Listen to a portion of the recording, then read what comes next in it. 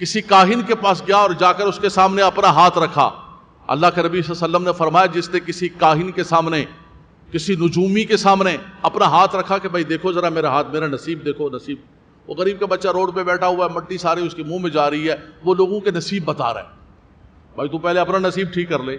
وہ جو طوطے لے کے بیٹھا ہوا ہے، وہ جو لوگوں کی قسمتیں بدل رہا ہے، تو پہلے اپنی قسمت بدل لے. اگر اتنا بڑا کامل و عامل ہے تو اس کے پاس سنیے گا، نوجوان بچے سنیے گا.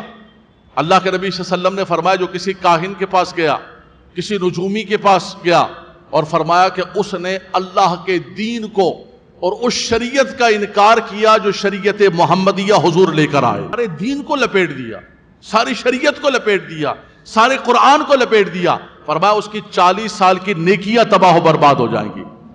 تو نوجوان بچوں خبردار، خبردار تو خبردار. میں بچوں کو متنبہ کر رہا ہوں، یہ ماشاءاللہ ہمارے بڑے کامل بزرگ ہیں، نہ یہ زندگی کے اندر کسی کاہن کے پاس، کسی نجومی کے پاس گئے ہیں، نہ جائیں گے. میں بچوں کو متنبہ کر رہا ہوں کہ بیٹا مشکل سے مشکل حالات آ جائیں، پریشان کن سے پریشان کن حالات آ جائیں، کسی کاہن کے پاس مت جانا، کسی نجومی کے پاس مت جانا.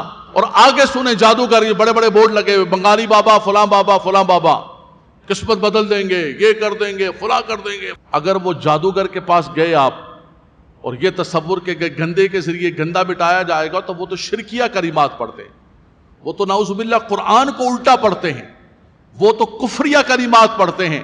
تو اس کا مطلب ہے کہ ہم شرک اور کفر پر راضی ہو کر اپنے ایمان کو تباہ و برباد کر دیں. خبردار کسی کے پاس گئے، خبردار کسی کے پاس گئے.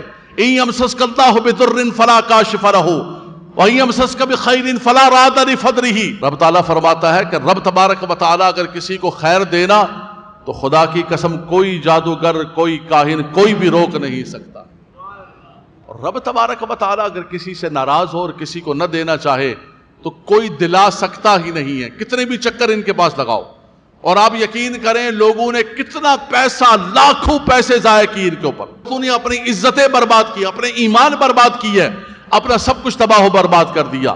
حالانکہ اللہ کا کلام ہمارے پاس موجود، وَنُنَزِّلُ مِنَ الْقُرْآنِ مَا هُوَ شِفَاءٌ وَرَحْمَةٌ لِّلْمُؤْمِنِينَ. اس کا مطلب یہ ہے کہ ہمارا ان جادوگروں کی باتوں پر یقین اور ایمان آ گیا. حالانکہ قرآن نے وہاں پر ذکر کیا سورہ بقرہ کے اندر، فرمایا کہ یہ جادو کیا کرتے تھے. سلیمان علیہ السلام کے دور کے اندر بھی جادوگر سمجھتے تھے کہ ہم جنوں کے ذریعے بڑی خبریں لے کر آتے ہیں، یہ کرتے ہیں. فرمایا وَمَا هُمْ بِضَارِّينَ بِهِ إِلَّا بِإِذْنِ اللَّهِ. فرمایا کوئی چیز ضرر نہیں دے سکتی ہے، کوئی چیز نقصان نہیں پہنچا سکتی ہے اگر اللہ تبارک و تعالیٰ کی ذات آپ کے ساتھ ہے. اگر اللہ کے کرم اور آغوش رحمت کے اندر آپ موجود ہیں تو کوئی بھی چیز آپ کو نقصان نہیں پہنچا سکتی ہے.